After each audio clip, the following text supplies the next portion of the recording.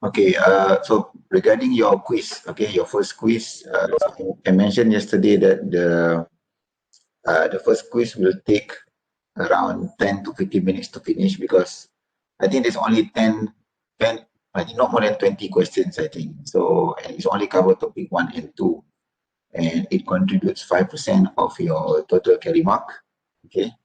And it's not really that difficult, so but the remaining 4 tests, okay, not quiz. We have test and quiz. So test contributes a small portion. Okay, we have two quizzes. Okay, the first one is supposed to be done by this week. Okay, and the second quiz uh, might cover the macro topics. Okay, so that could be another 3 or 4 weeks from now. Okay, but the 4 tests. Okay, the 4 tests. So if you check your online portal, okay, the construct of your overall 100%. Okay, so if you recall from our the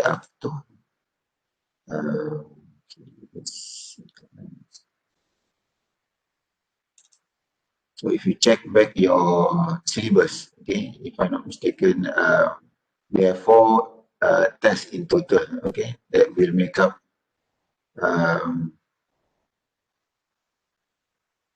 okay, so if you look here, we have 4 tests. Okay? Test 1 to test 4. Okay, so these tests, yes, are supposed to be coordinated with all other groups. Okay, so the time and the date, okay, will be simultaneous across all groups that take uh, macro principle of economics this semester. Okay, from group A until group, I'm not sure how many groups we have. Okay, ours is group T.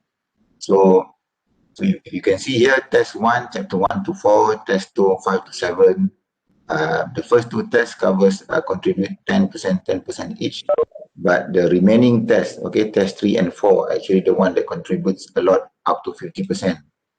Okay, which cover the macroeconomic topics, okay, in your syllabus.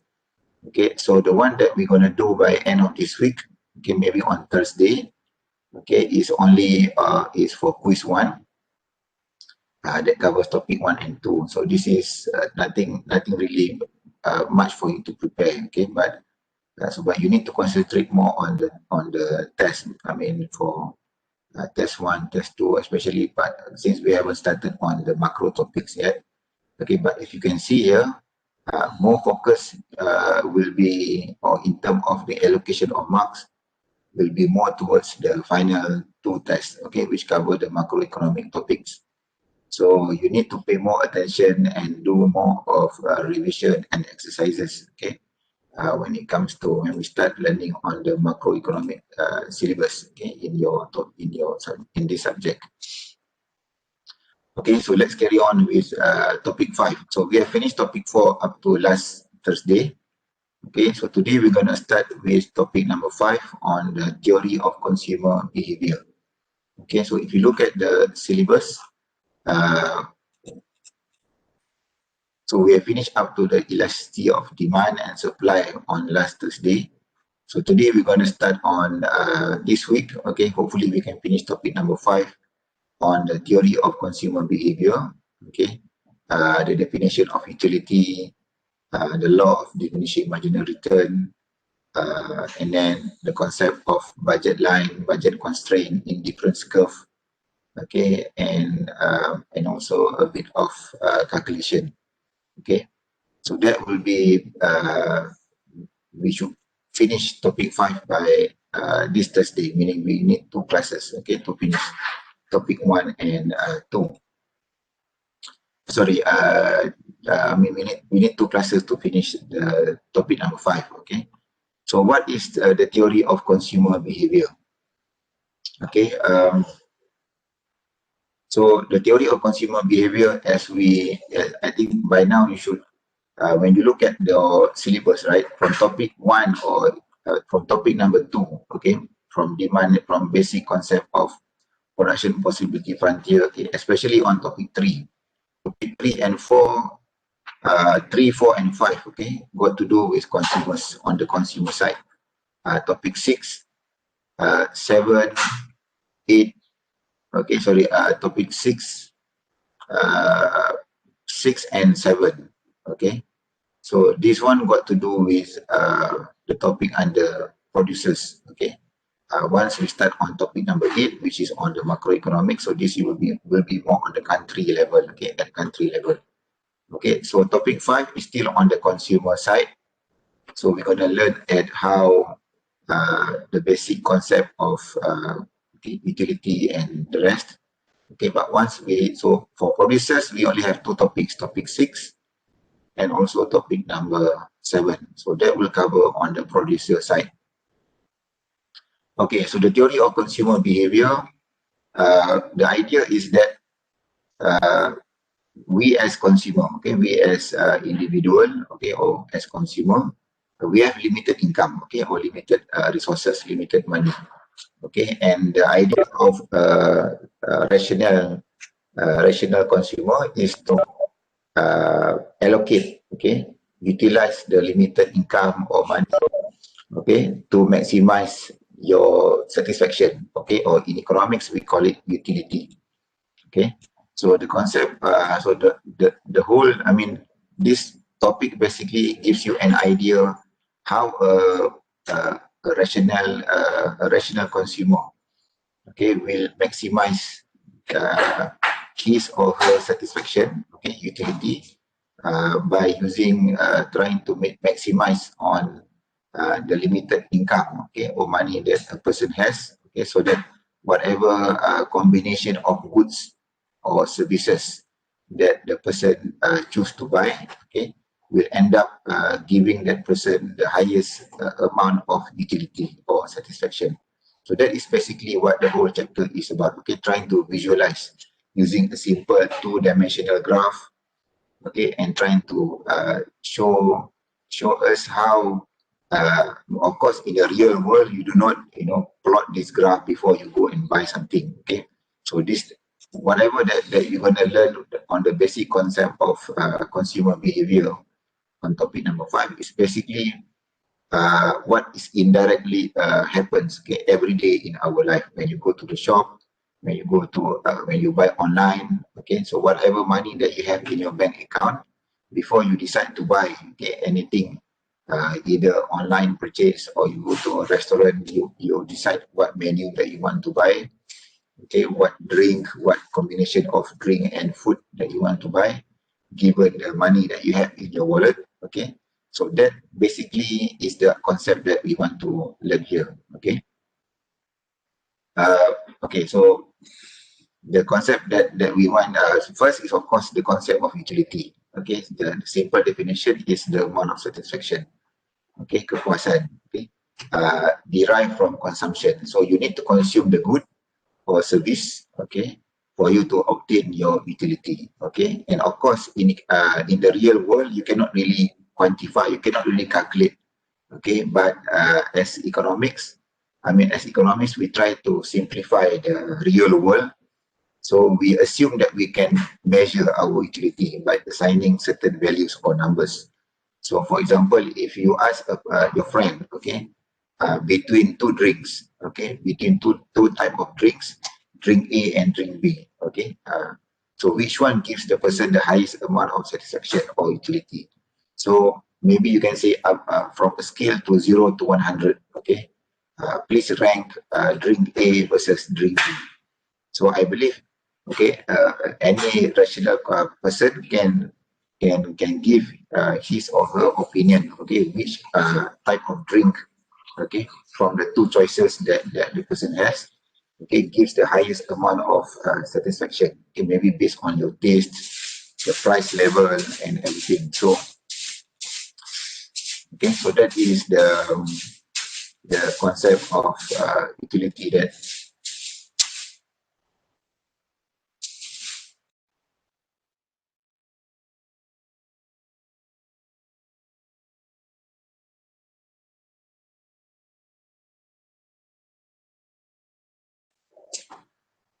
Okay, so okay.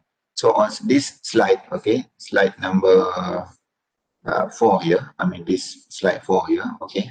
So we have two concepts of utility. One is cardinal utility, the other one is ordinal utility. Okay, so cardinal utility is basically you can assign values.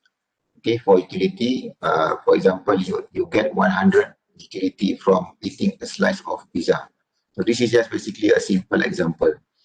Okay, but for ordinal, so cardinal means you can assign values. Okay, but for ordinal, you cannot really put values. Okay, but you can put in terms of rank. Okay, rank meaning which one is the best, medium, or worst. Okay, so for example, if you go and watch a movie, okay, so once you finish watching a movie, so you can let's say somebody asks you, okay, how do you rate the movie? Is it good?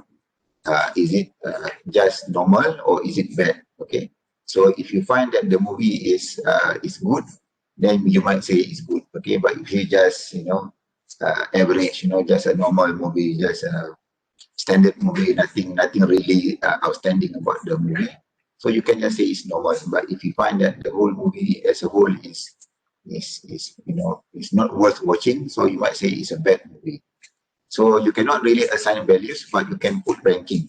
Okay, so for example, if you go to a hotel, for example, before you leave, they might ask you to fill up a consumer survey form. Okay, so how do you rank the service? Okay, so those kind of ranking approach is what we call ordinal.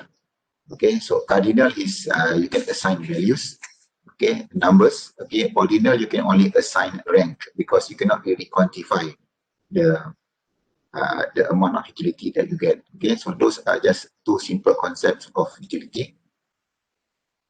Okay, and the function of utility. So of course, I think at this level, you wouldn't be required to perform this differentiation concept. Okay, because this actually to calculate the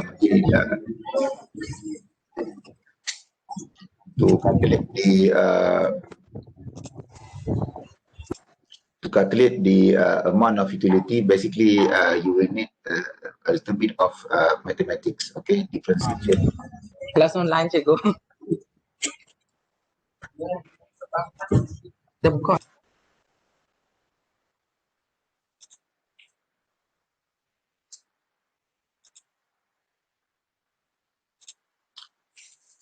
Okay, so and you will learn this concept again in your macroeconomic subject next semester. Okay, so you will see this topic again on utility, but at microeconomic level in the 2000 paper level. So that will be more detailed. Okay, so I believe at your principle of economics level, you will just require to identify certain concepts. Okay, so we're going to look at some of the past year's questions, okay, with regard to this topic so that you can get idea how the question will look like, okay. But the function of marginal of utility, okay, of UX, X means the commodity X, okay, it's a function of how many X that you buy, okay. And the same thing as Y, the utility of Y is a function of how many Y that you consume. Okay, and utility is maximized. Okay, so here we only assuming that a person can only consume two goods. Okay, good X and good Y. Okay, good X and good Y. Of course, in the real world, you might consume more than two commodities at the same time. Okay, you might, if you go to a grocery store, for example, to Tesco. Okay, so when you go to Tesco, for example, you're gonna buy a lot of stuff. Okay, more than two items usually if you want to buy for several days worth of food. Okay, but of course that require more complex calculation. But to simplify our complex world, we assume we only consume two commodities, X and Y. Okay, and if you recall in the demand and supply topic under consumer equilibrium, okay, QD equals to QS. Okay, so when you want to find the equilibrium quantity and price, you equate QD equals to QS. So the same thing as a consumer. Okay, the consumer is at equilibrium. Okay, equilibrium means when it comes to consumer, you say that the utility is maximized. Okay, your satisfaction is at maximum is when the marginal utility of X, okay, divided by the marginal utility of Y is equal to the price of X divided by the price of Y. So this is just a simple equilibrium function. Okay, so meaning so what is marginal utility? Marginal utility is basically the change in total utility divided by the change in quantity that you consume. So the word marginal, okay, marginal means additional.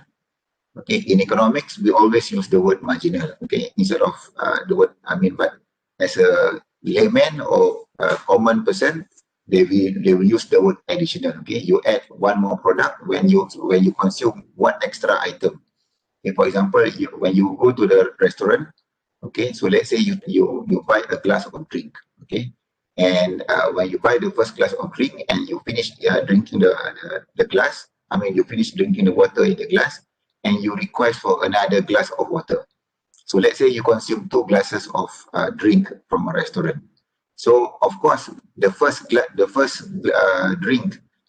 glass of drink that you request, in terms of your satisfaction, will be different compared to when you ask for another additional glass of drink. Okay, because with the first time when you drink that water, your satisfaction is, I think, will be much higher compared to when you request for a second glass, because maybe the first time you are very thirsty, okay, and then you drink very quickly and you feel okay, very satisfied, okay, but maybe you feel that drinking one glass of water still not enough. You still want to drink the second a second glass of water. But logically, I think, or any rational person, when you consume the second glass of water, the amount of satisfaction will not be the same as when you first consume the first glass of drink or water that you take from the restaurant. Okay, so that is the concept of marginal utility, meaning when you add one more item, okay, when you buy one more. So this is just a logical idea or concept in our day-to-day life. Okay, when you go to a pasar malam or a night market, okay, you buy maybe uh, 2 ringgit worth of keropok leko, okay, or any food, okay. So of course, the first few bites, okay, will be the best one, because that is the first time you get to eat that particular food, okay. But after you finish maybe eating half of your food, okay, and then the remaining half, you are not that as satisfied, or the amount of utility that you get is not the same when you first consume that particular food, okay. But of course, you need to finish the whole food, okay. But logically thinking, or any rational consumer, as you eat more and more, the amount of satisfaction that you get will become less and less, okay, because you start to get full, your stomach becomes full, and you don't really have the same kind amount of appetite or satisfaction when you first started eating, when your stomach is okay. So that is the concept of marginal additional satisfaction. Okay, so when you add more and more, okay, so how do you calculate this? Is just a simple mathematics. Okay, the change in your utility divided by the change in the quantity that you consume. Okay, so then you can see how much additional, okay, satisfaction that you get from consuming one extra item of that particular product that you get. Okay, so I think this is the same thing as, for example, if you let's say you go and watch a movie. Okay, of course now with the pandemic, cinemas are not. There are not many movies playing in the cinema, and I think in Malaysia, I think the government has given instruction for all cinema to close. Okay, let's assume in a normal situation. Okay, you go and watch a movie. So the first time you watch the movie, you are very pleased because you don't know what is the plot line. Okay, but because you love the movie so much, you want to watch it the second time. Okay, maybe the first time you watch it alone or you with your friends, and then second time you want to watch it alone. But since But because you know what is the plot, okay, who will die or who will survive, who becomes the hero, who becomes the villain, okay. So the second time you watch the movie, it is not as exciting as the first time because you already know the plot line, okay. So that is I mean a normal behavior or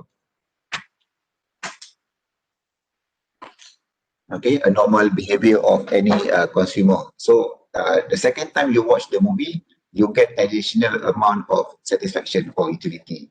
Okay, so how to calculate if you can give a certain value of your utility, how much you get from watching the movie the second time compared to watching the movie the first time. So that extra amount of utility is what we call marginal utility. Okay, when you consume more and more of that same product, okay, the changes in the utility is what we call MU or marginal utility. So it's change in TU over change in quantity. Okay, so that is another concept that you need to look at.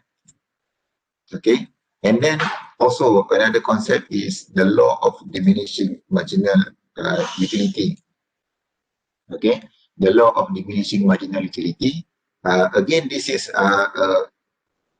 rational consumer behavior. Okay. So what is the word diminishing? Okay. In English, diminishing is getting less and less or reducing. Okay, reducing. Okay. So the word diminishing means berkurangan. Okay, diminishing or reducing. Okay, in Malay we call it berkurangan lah. Okay, so the law of diminishing marginal. So the word marginal just now we already discussed before. The law of diminishing or decreasing additional satisfaction or utility. Okay, so why is it called the law? I mean, it's just a concept that in economics, okay, you want to summarize or you want to sum up, okay, you want to summarize the whole process of a person, okay, when you start consuming one particular commodity, okay. So the official or the formal definition is as one. I mean, you can read some textbook might give you a slightly different version. Okay, as more and more goods are consumed, the process of consumption will at some point give smaller and smaller amount of utility. Okay, means that when you consume, for example, the first time you watch a movie, okay, compared to when you watch the movie the second time or maybe even the third time, okay. So the amount of utility that you get from watching the second time, the third time of a movie will become less and less, okay. So for example, the first time you watch the movie, your utility, let's say 100, okay. But then when you watch the movie the second time, you feel that, okay, you already know what is the plot line. So you might give only 70 amount of satisfaction that you get from watching the second time of the movie, okay. And let's say you want even to watch the movie third time, okay. So the amount of utility that you get from watching the movie the third time might be even less than the second time. Maybe even you only get 40 amount of utility from watching the third time. So that is I think a normal scenario because you already know the plot line, you already know the storyline, you know what's going to happen the next scene. So meaning the amount of utility or satisfaction that you get by watching the third time or even the fourth time of the same movie over and over again.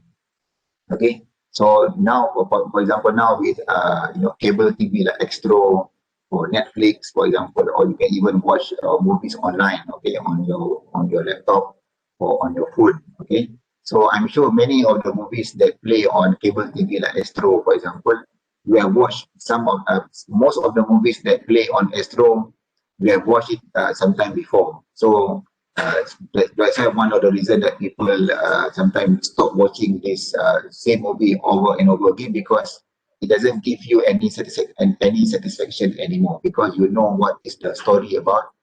Okay, so it's the same movie that's been playing on Astro, HBO or Cinemax or the or any other channels. Okay, on Astro.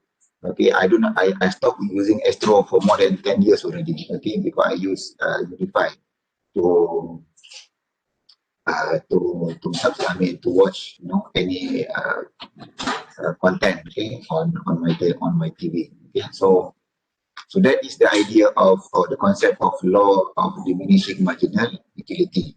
When you consume more and more, the amount of utility that you get, okay, the additional utility that you get becomes less and less. Okay, so when you reach the total maximum utility, marginal utility becomes zero. So you need to differentiate between total utility versus marginal utility. Marginal utility means the additional utility that you get, okay, from consuming an extra unit of good. Okay, so meaning when you, for example, if you watch the movie for the 10th time, okay, so the first time you watch, second time, third time, fourth time, maybe let's say you want to challenge yourself, you go to the movie for the kali yang ke-10, the 10th time, okay, you go and watch the movie. So maybe by the 10th time, you don't get any more satisfaction. You feel that going to the cinema to watch the same movie for the 10th times doesn't give you any satisfaction. Okay, so meaning the additional utility now becomes zero. Okay, means that your total utility now has reached its maximum.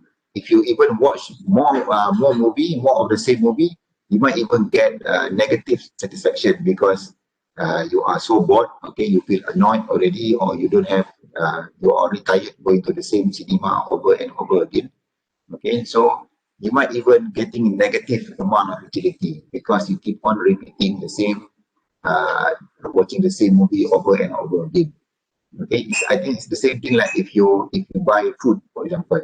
Okay, you can only eat so much. Okay, for example, you can go to a restaurant, okay, and buy, let's say, a glass of drink. Okay, but you cannot continue drinking and drinking and drinking until your stomach becomes so full, you might even end up vomiting. Okay, muntah lah. Okay, because your stomach becomes so full and you cannot, but if you keep on consuming more and more of the same product, okay, you don't get any more satisfaction, you might even get sick. Okay, so once you get to that point, okay, means that you already reach your maximum utility and any additional consumption might even get negative utility. Okay, so that is what it means here. Okay, so okay, so this is what the simple calculation or idea of what how you visualize total utility versus marginal utility. Okay, so you start with zero consumption, zero product that you consume. Okay, so when you first purchase the first unit, okay, so let's say you get 4 amount of utility. So your MU is also 4. So how do you get marginal, calculate marginal utility? If you refer to this previous slide, okay, MU is calculated as change in TU divided by change in quantity. Okay, so in this example, the changes is always by 1 unit. Okay, 0, 1, 2, 3. Okay, but if it's not 0, 1, 2, let's say 0, 2, 4, 6, 7. So you cannot simply 4 minus 0 alone. You get 4 because you need to do 4 minus 0 divided by 1 minus 0. Okay, so because the formula is change in TU divided by change in quantity. Okay, but because in this simple example, you always divide by 1 because 1 minus 0 is 1, 2 divided by 2 minus by 1, you get 1. So every additional is the change is by 1 unit. Okay, but by definition, the formula will be change in TU divided by change in quantity. So 4 minus 0 divided by 1 minus 0, you get 4. Okay.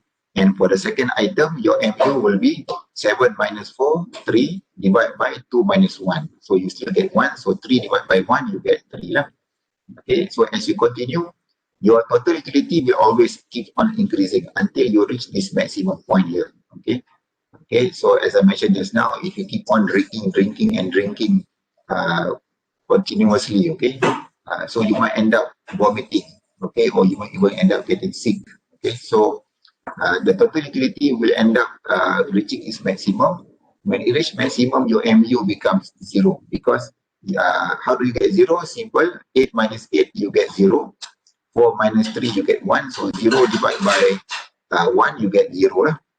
Okay, so meaning that when you consume up to 4 units of product, you don't get any more extra utility. Okay, so meaning that you have reached your maximum satisfaction. So if you consume even more, the fifth item that you consume, your TU might even become start to decreasing, and your MU becomes negative. How do you get negative 1? 7 minus 8, okay, divide by 5 minus 4, you get negative 1. Okay, so differentiate at this stage, you need to know how to calculate MU, okay, from a simple table, okay. So stick to the formula, change in TU divided by change in Q, okay. Not simply 4 minus 0, you get 4, but it should be 4 minus 0 divided by 1 minus 0. Okay, 7 minus 4 divided by 2 minus 1. Okay, so it's always changes in TU divided by changes in quantity purchased. Okay, so that is a simple idea of, okay, and then if you plot from this simple graph here, okay, if you plot from here and then you get this roughly this the shape of your TU versus your MU. Okay, TU keeps on, if you visualize here, TU keeps on increasing 0, 4, 7, 8 until it reaches the maximum point of 8, and then when you consume the fifth unit, it starts to decline. Okay, so okay, you consume until it reaches a maximum point of 4 units. So when you consume the fifth unit, it starts to decrease. Okay, but for marginal utility, okay, it reaches the maximum at actually is the maximum is only after the when you first consume the first unit, and when you consume the second unit, your MU start to decrease already. 0 from you consume nothing, the first consumption, you get 4 your MU. Okay, the second unit already start to decline to 3. So here that's why it shows here. Okay, when you first consume, the first MU is at 4, but when you start consuming the second unit, it start to decline. So this is what is mentioned by the law of diminishing marginal utility. Okay, marginal, we put in bracket return. Okay, marginal utility or marginal return.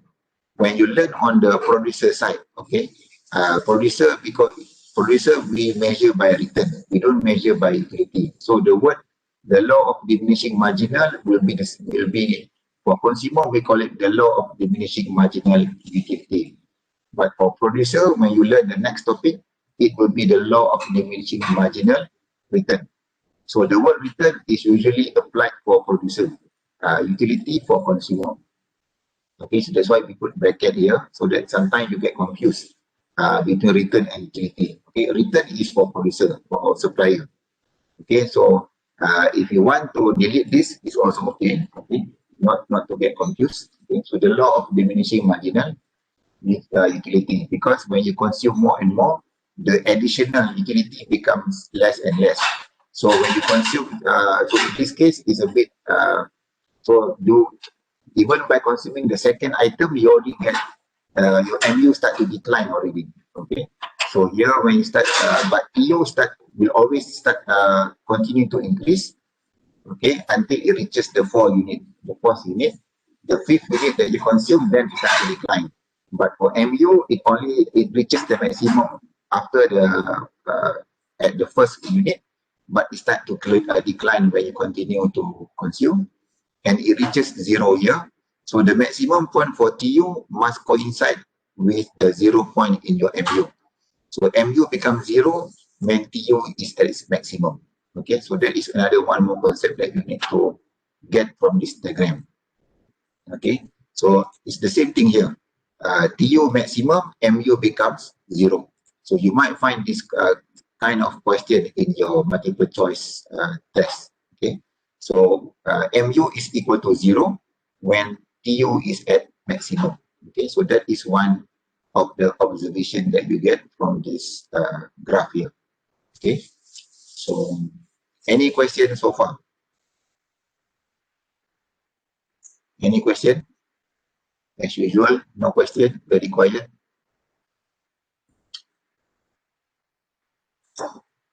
Ada soalan? Tak ada eh? Okay, so that is the concept of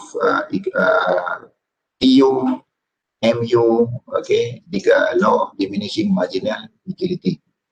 Okay, and then how many slides we have here? So spent around 30 slides, so we need to stop around 50 slide number 15. Okay.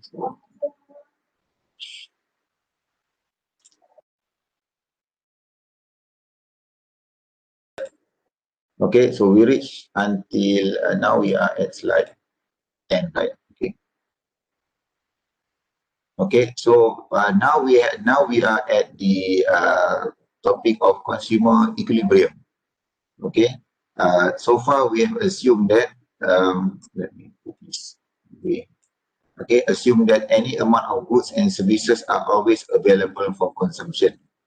Okay, in reality, consumer face constraint. Okay, so as I mentioned in the early part of our topic today, okay, everyone has limited amount of income or resources. Okay, so you cannot simply buy whatever you want that you see online, okay, on Lazada, Shopee, or any website.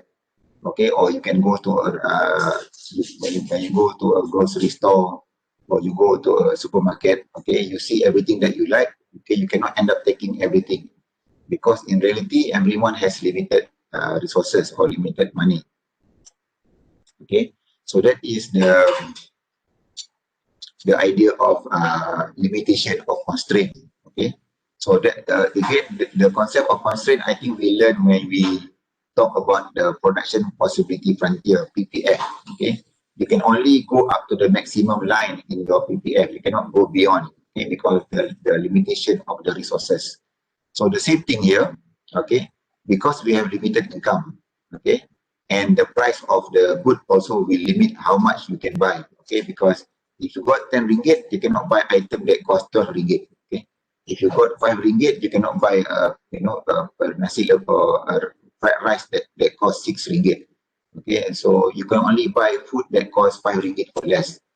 Okay, so so it's limited by the money that you have and also the price of the good. Okay, so and in the real world, of course, when you want to decide how much, how many that you want to buy, okay, how much of certain products that you want to buy depends on these two factors: your income, okay, and also the price of the commodities. Okay, because this is the two main factors that you consider when you make any online purchase, okay, or you go shopping.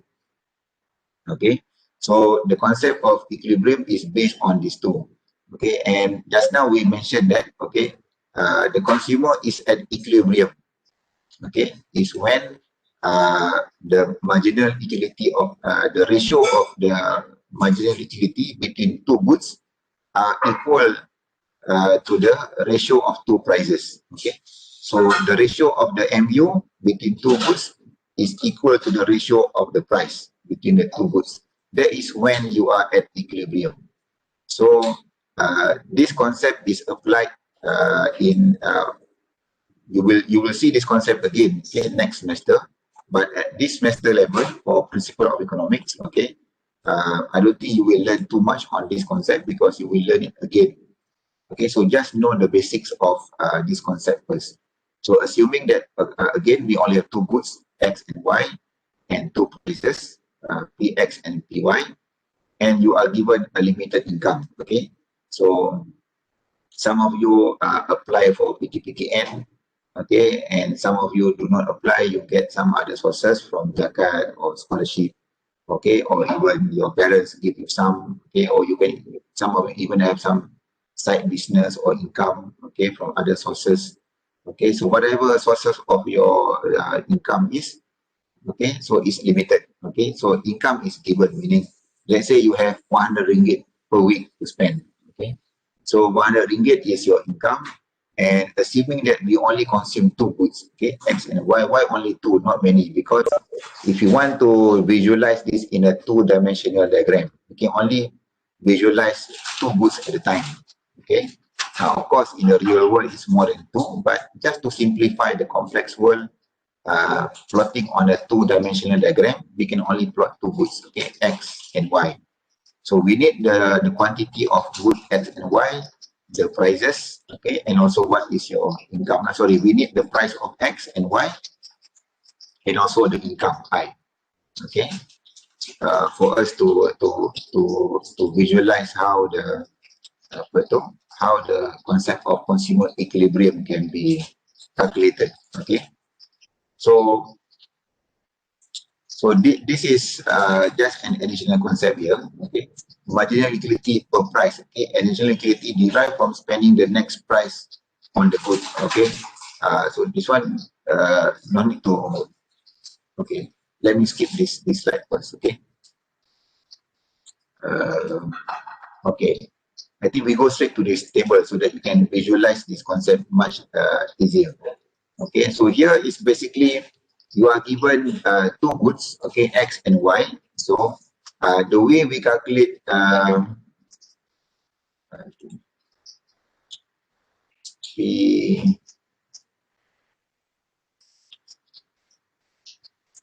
uh, in,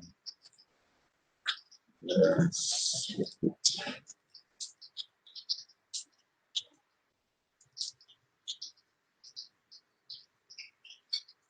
okay, you need to take you need to put somewhere in your slide here, okay, because the price of X and Y is not shown. I think it's shown here.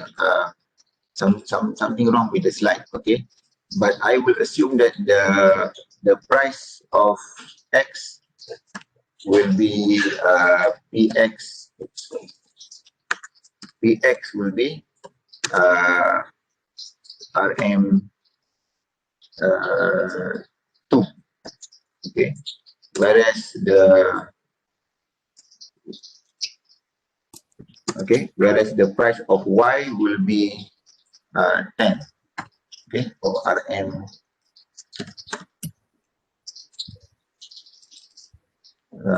10, okay. So please add this in your slide here or somewhere in your notes, okay, so that you understand how this calculation takes place, okay.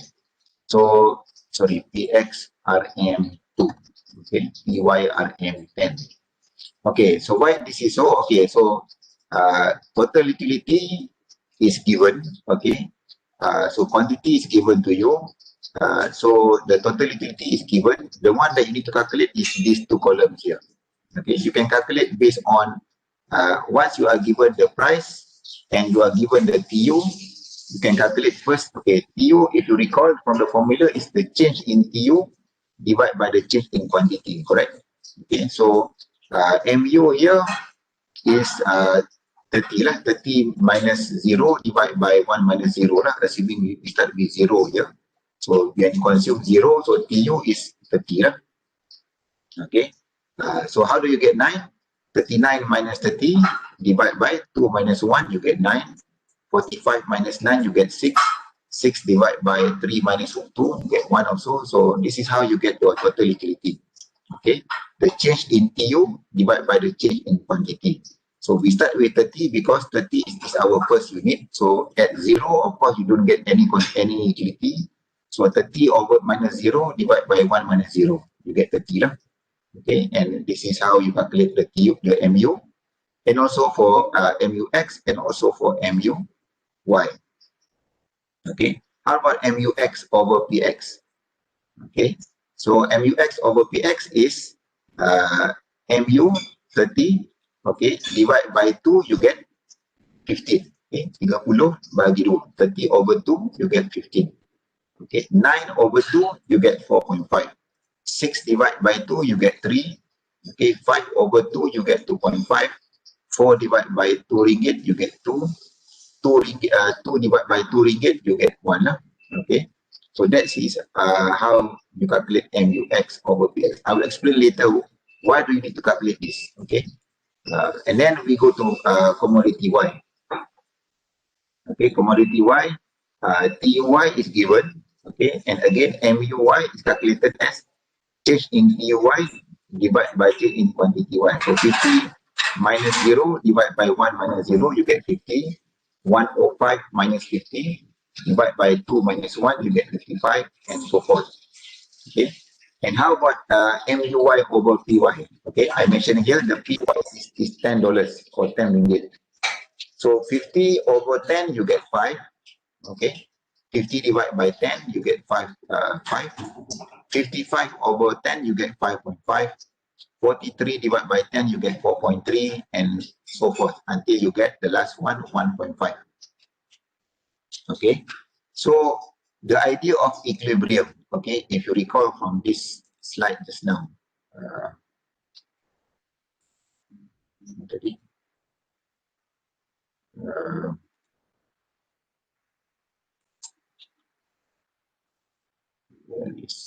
okay, this one. MUX over MUY equals to PX over PY, correct? Okay, this is from, I mean, this is in terms of ratio, right? The ratio of the utility between two goods, okay, divide by the ratio of the two prices, okay? So since this is a simple mathematics, okay, I can also show you the, if you want to, let me,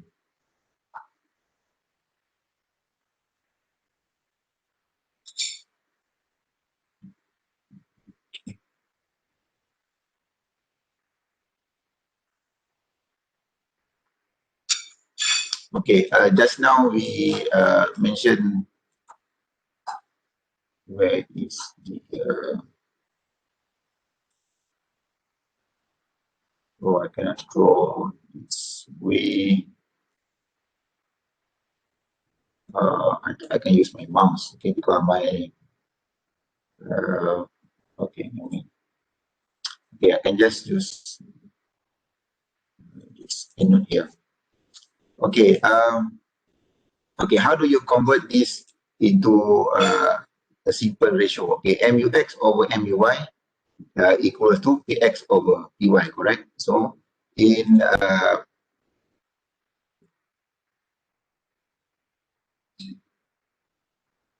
okay, so please mind this. Okay, so MU, sorry for the lousy style of okay, writing, but because I'm using my mouse, my tablet is not available right now. Okay, MUX over MUY equals to PX over PY, correct? Okay, so if you cross multiply, okay, if you cross multiply, so you will also get this equals to MUX over PX, okay, and this is equals to MUY over PY lah, okay, over PY. So it's the same thing what you see just now in the table, okay. The equilibrium can be expressed by MUX over MUY equals to PX over PY, or also it can be expressed as MUX over PX equals to MUY over PY. Because you can cross multiply these two ratios here, you can still get the same value, or I mean, it is still, this equilibrium is also the same as this function. Okay, so this is the same as this. Because what we do is just cross multiply. So the equilibrium condition, okay, MUX over MUY equals to PX over PY is also the same as MUX over PX equals to MUY over PY. So in this example just now, okay, when you see here, okay, MUX over PX and also MUY over PY is just to, when this value equals to this value, the consumer is also at equilibrium. Okay, so as what I show here, when you cross multiply, so this function is also the equilibrium function for consumer. Okay, MUX over PX. So when these two values are equal, the consumer is at equilibrium, meaning that is the best combination. When you talk about equilibrium, okay, for a consumer, okay, so now you have two goods, good X and good Y. Okay, so as a consumer, you want to know, okay, what will be the best or optimum combination of goods that you can buy, okay, given the price of X, given and in this case, the price of X and Y is 2 ringgit and also 10 ringgit for Y. Okay, so when you calculate the ratio between the MUX and PX and also the MUY and PY, you get the two values are equal when the quantity consumed is at 5 unit. Okay, so this is what we want to highlight here. So at 5 unit of X and 5 unit of Y, this ratio is equal. Okay, so this is when the consumer is maximizing the utility, or you can also say that, okay, the consumer can also maximize when you consume 3 units of X and 4 units of Y. Okay, because the number of quantity of X and Y does not need to be the same. But what this example show you that, okay, when MUX over PX equals to 3, okay, MUY over PY is also 3 when you consume 4 units of Y, but 3 units of X. So you can also say that the consumer can maximize the utility when you consume 3 of X and 4 of Y. Okay, so this is also another combination, okay, that can maximize your but in terms of utility, okay, so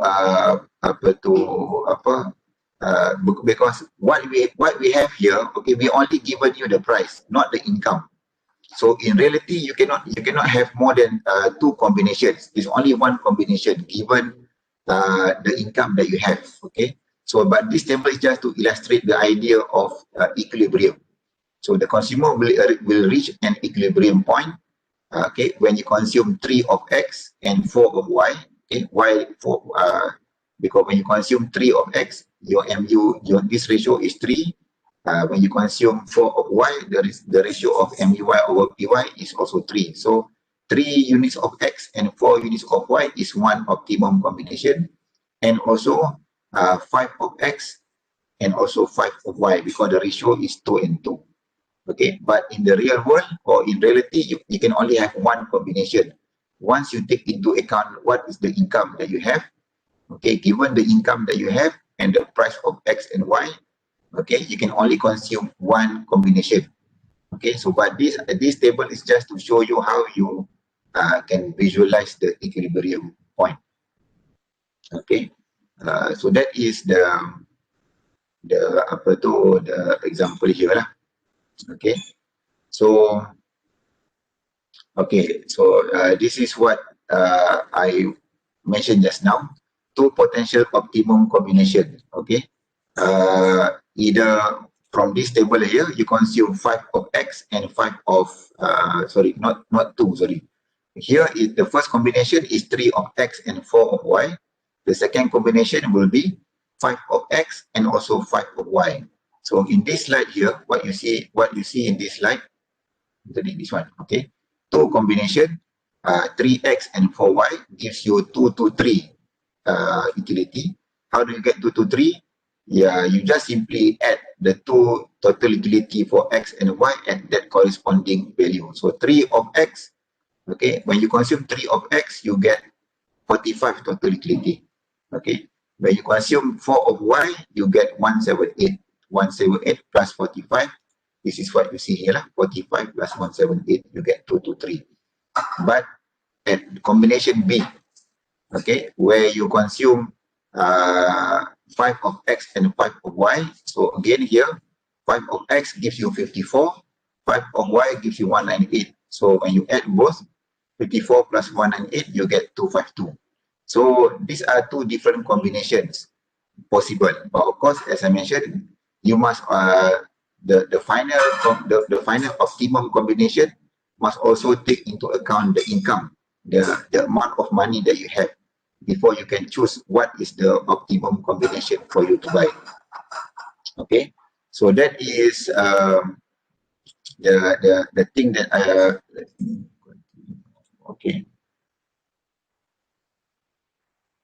okay, I think so. This okay, so here is what I mean by you need to know how much the consumer will spend. Okay, so when you choose, for example, combination A, meaning you buy 3X and 4 of Y, we know that the price of X is 2 ringgit, the price of Y is 10. Okay, so how do you get 46? Is simply multiply by the price, right? 3 multiplied by 2 ringgit plus 4 multiplied by 10 ringgit, meaning that you're going to spend, if you're going to choose combination A, the person has to pay 46 ringgit. Okay, so this will be RM 46, this will be RM 60. Okay, So combination B just now, you're gonna buy 5x and 5y. So simply multiply by the price of each of the good, 5 times 2 plus 5 times 10. So meaning you're gonna spend 60 ringgit for the second combination. So of course, second combination costs you more. Okay, the first combination costs you less. But in terms of the amount of utility, of course, you can see here, total utility for combination A is a bit smaller than total utility of combination B. Okay, but if the consumer income is 46, then the optimum is given by combination A. B is not affordable. Okay, so this is just logical.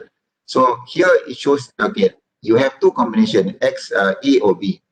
A gives you 46 ringgit, you need to spend. B, you need to spend 60 ringgit.